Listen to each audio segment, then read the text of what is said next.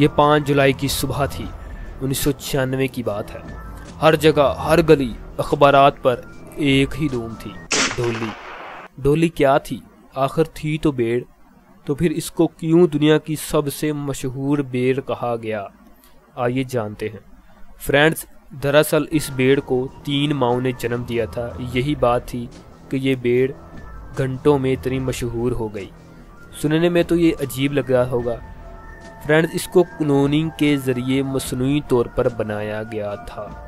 یہ پہلا جاندار تھا جس کو انسان نے خود اپنی مرضی سے 3 مادہ بھیڑوں کو استعمال کر کے بغیر کسی نر بھیڑ کے بنایا تھا۔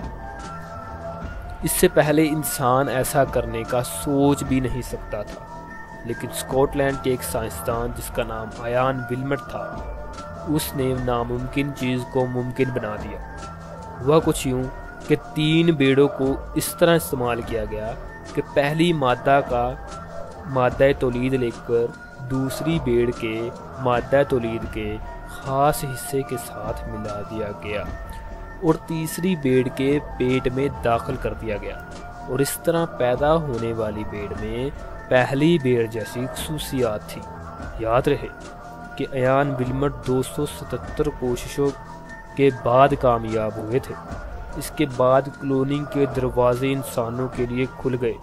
پوری دنیا میں چوہوں، خرگوشوں وغیرہ کی کلوننگ جاری و ساری ہو گئی، لیکن کچھ شیطانی دماغ انسانوں کو بھی اس طرح پیدا کرنے کی سوچ رہے تھے کہ اس پر مکمل طور پر پابندی لگا دی گئی، اس سے پہلے کہ وہ انسانوں کو بھی اس طرح پیدا کرنے کی سوچتے۔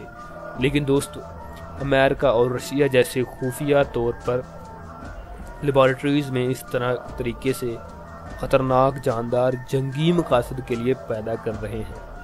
ڈولی کی عمر 6 سال تھی اور وہ 2003 میں وفات پا گئی۔ اس کی آدھی عمر جس سے کہ اس کا مادہ تولید لیا گیا تھا اس نے جی، اور آدھی عمر ڈولی نے بسر کی۔ اس طرح ڈولی پھیپھڑوں کے ایک مرض سے لاحق تھی اور وہ اس دنیا سے کوچ کر گئی۔ اللہ آپ کا حامی و ناصر۔